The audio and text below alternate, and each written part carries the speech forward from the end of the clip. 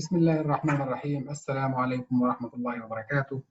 Dear respected brothers and friends, hello everybody. I wish you have nice days. On behalf of my school, I'd like to welcome you all to our online learning system, Schoology. Today's lesson will be grammar. We'll have lesson 10.1 and 10.2, and we will be talking about subject and verb agreements. Let's start. Let me share my screen.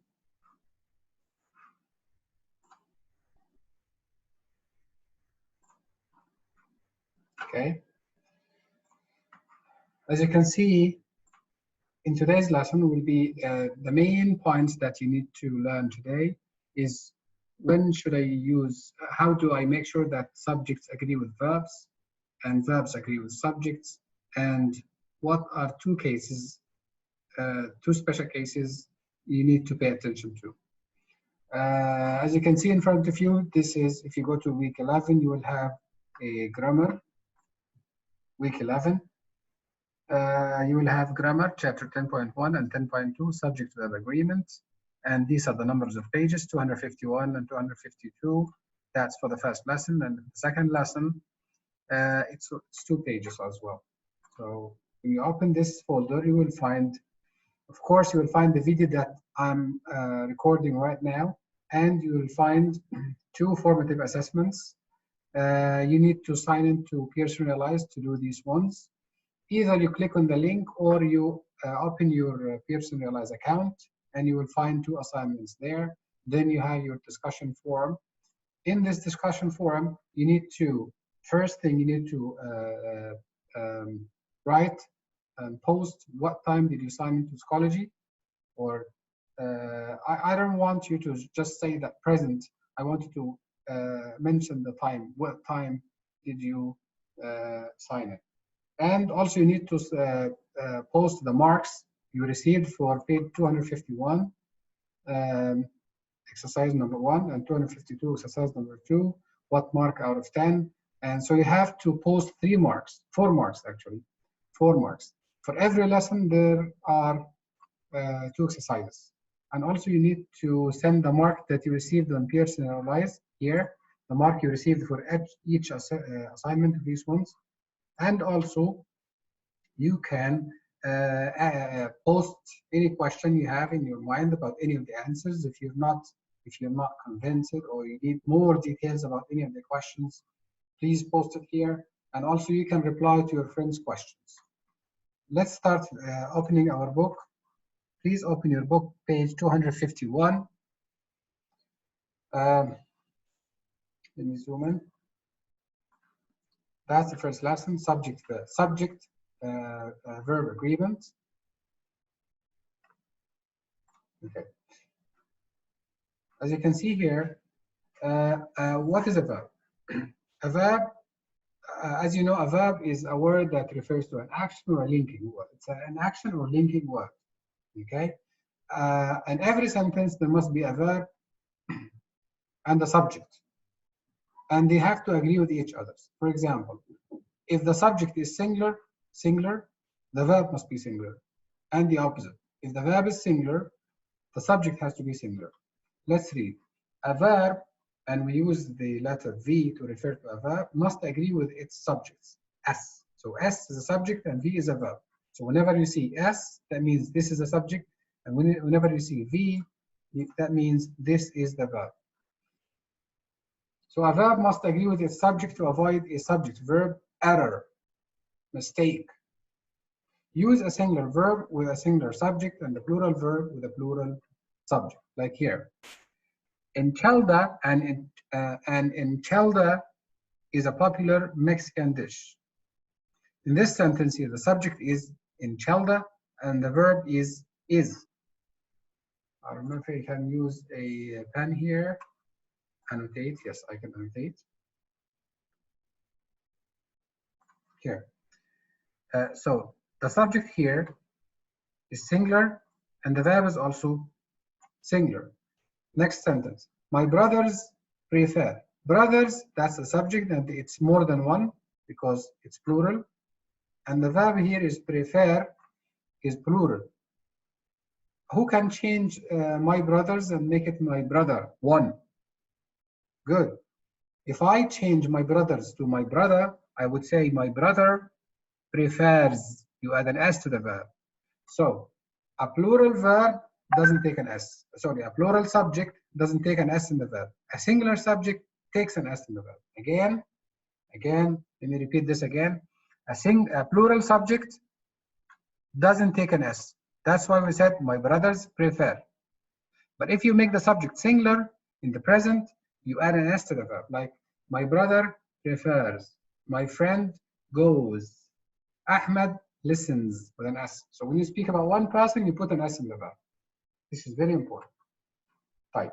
Next point.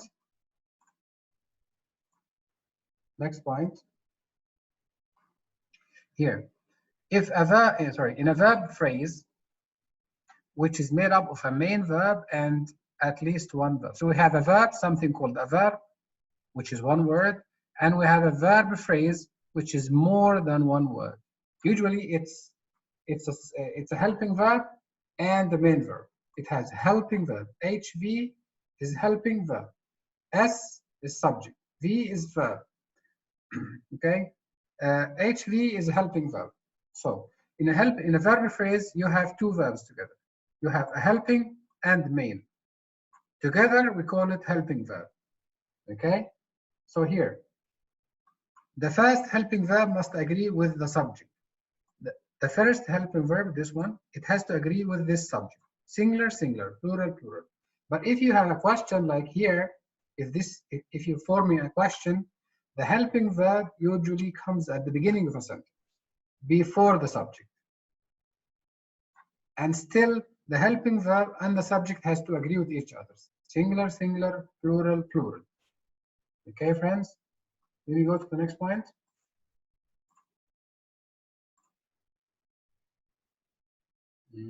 Yeah. This point. Here, and then say it. Okay. In many sentences, a prepositional phrase comes, this is really tricky here. A prepositional phrase, if you remember, a prepositional phrase consists of a preposition and a noun, like here, for example, here. One of the restaurants has. Of the restaurants consists of a preposition and a noun. And it may have some modifiers in between. Together, the preposition and the noun and whatever comes in between is considered prepositional phrase. What should you do when there is a prepositional phrase? You should cross it out so that the sentence will be clear for you. If you cross it out, the sentence will be one has a new chef. One is singular, so the verb has to be singular as well. Sometimes some of the people, they fall in this mistake when they think one of the restaurants, restaurants is plural, so I should say have, which is wrong. You should cross out the prepositional phrase before you choose the correct answer. So back to this point. A prepositional phrase comes between a subject and its verb. However, the verb needs to agree with the subject, not with the object of the preposition. Here, restaurants is the object of. It's the object of this preposition, so we should ignore it. Consider it not there, not with the object of a preposition. Remember that a subject is never in a prepositional phrase. Okay, next sentence. My friends on the soccer team are hungry after practice. The verb are should agree with the subject, which is far away here. That's the subject. How do I know that this is a subject? Because what comes between the verb and the subject is a prepositional phrase. How do I know that this is a prepositional phrase? There's a preposition. If you don't know the list of prepositions, you can Google them. In, on, next to, under, to, and these ones. And okay, so my friend. So here, friends is a subject, which is plural. The verb should be plural. Let's start the exercises. Exercise number 1. Choose the correct verb in the sentences here. You need to underline the subject of each sentence and the verb. Underline the subject and the verb in the parentheses. So, number one, where is the subject in this sentence? I'll give you a second to read the sentence and then tell me what's the subject. Okay, let's read the sentence together. The main eating utensils in Chinese culture is or are chopsticks. Is it singular or is plural? So we need to find the subject first. It's the main eating utensils. What about culture? Culture is object of this preposition, so we will cross it out. Let's cross it out. So the sentence will be, the main eating utensils are. Why did we choose the plural verb? Because the subject here is plural. So you need to underline the subject and then choose the correct answer. Now, I want you to stop the video on your own. Give yourself 5 minutes. 5 minutes. How many minutes? 5 minutes. Timer. And start doing exercise number 1. Of course, I will not stop the time here, but I will scroll down. Now, let's see the answers. The answers are here. These are the first questions. These are the first 5 questions. That's number 1, as we said. And these are the rest. Now let's go back to the next, for the rest of the exercise. That's the rest. Check your answers and put a mark out of 10. Don't forget to put a mark out of what? 10. So 1 second. Can I make it like this? Okay. And then choose circle, line, give yourself a mark out of what? 10, because here we have 10 questions. So please be honest to yourself and give yourself a mark out of 10. Then you need to post this in a discussion forum. Say on page 251, I got this mark out of 10. Next exercise in the same page. Okay, friends. Next exercise here.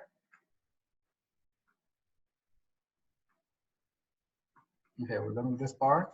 Next page. That's the question here. Exercise number 2 on page 252, I think. Yes, 252. Which page? 252. Open your book to this page, please. 252. Forgive my bad handwriting because I'm using a mouse. Inshallah, I get a stylus to make my handwriting better. Type. What do we have to do here? You need to identify whether this sentence is correct or it has a mistake. It says here what? Work with a partner. Of course, you don't have partners, but you can still work together on WhatsApp or even in the discussion forum. To edit the sentences below, correct any errors you find in the subject-verb agreement. If a sentence is correct, write C. Number 1. And we have an example here. My friends likes with an S.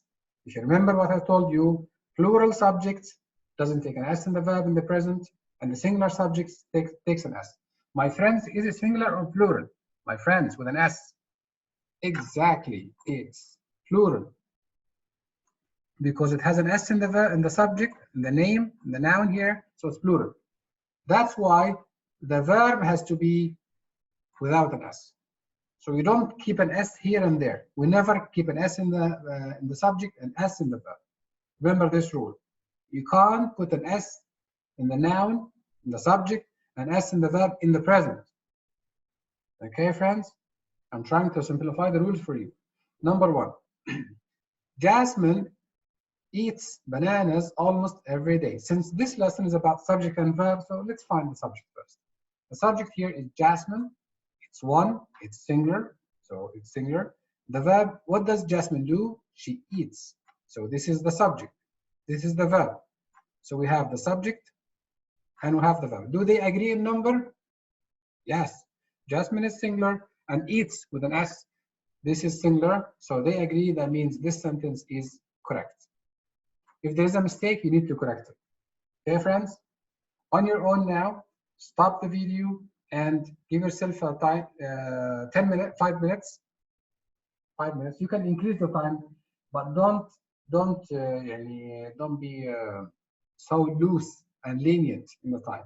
Give yourself like 5, maximum 7 minutes to do this exercise, and then give yourself a mark out of 7. Sorry, out of 10.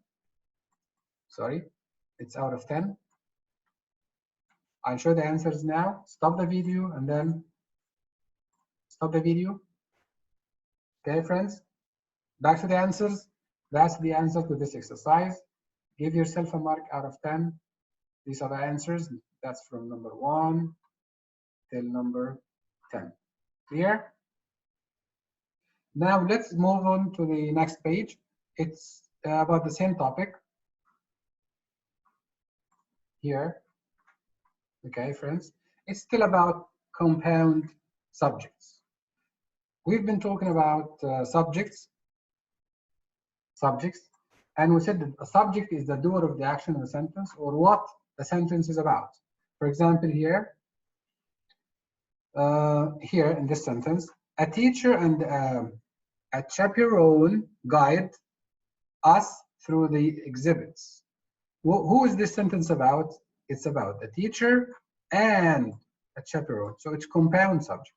A compound subject means two subjects are sharing the action. In a sentence with a compound subject, 2 or more subjects share the same verb. When compound subjects are joined by and, when there is always and, whenever you see the word and, خلاص, close your eyes and choose a plural verb. Whenever you have and as part of the subject, you must choose a plural verb. Is that clear? Pretty clear. But when 2 singular subjects are joined by or nor, this is very important. Whenever you have the word nor or the word or, find the verb. It has. Find the verb here, the second sentence. Is the verb always agrees with the closest subject. How do I know the closest subject? Neither the book, that's subject number 1, nor the article, that's subject number 2. So how many subjects you have here? 2 subjects. That's why we call it what? Compound subject. The verb here has to agree with the closest, whether it's singular or plural. If the closest subject is singular, you choose a singular. Closest subject, sar, is singular, you choose is. But what happens if it's plural? Very good. Of course, you will have to choose the plural. How do I remove this part? We are in a problem now. Fine. Let me choose annotations. I think we can clear all of them. Yeah, good. Alhamdulillah. Right. So friends, here, as I said, when there is and, always plural. When there is nor or, think of the second subject that comes after nor, and it has to agree with the verb. Second subject or the closest subject agree with the verb. Here, there is what? Or. And here is what? Nor. The subject that comes after the verb is here, are. The closest subject is owners. It's not the ship captain and it's not the slaves, it's the owners. As you can see here, the captain is 1, singular. The slaves is plural. The owners are plural. Here we have a mixture of different types of subjects, singular and plural. Which one should the verb agree with? Good. It has to agree with the closest subject to the verb. Here, what's the closest subject here? We have the slaves, the owners, and the ship captain. Which one is the closest to the verb? Of course, it's the captain. So the captain is. And there is also a trick here. If there is or, drop everything and keep the verb and the closest subject. If you cross out the rest of the sentence, it will be the owners are. If you cross out the rest of the sentence, it will be the ship captain is. Is that clear? Now let's go to the exercises. Exercise number 1. Exercise number 1. Okay, friends. Yeah. here. Number one, it says here, choose the correct verbs, underline. Again, you need to underline something. What do you have to underline? You have to underline the verb in the parenthesis that agrees with the subject here. Omar and I told you when you have and, close your eyes and choose a plural verb. Which one of them is plural? Was or were? Of course, it's where. Okay? Now, on your own, stop the video, start doing these sentences, these questions, and also on the next page, there are 4 more questions. Okay? Honestly, stop the video, start doing your exercise. On the other page, there are 10 more, 4 more. Total is 10 questions. Once you finish, check your answers. Here are the answers.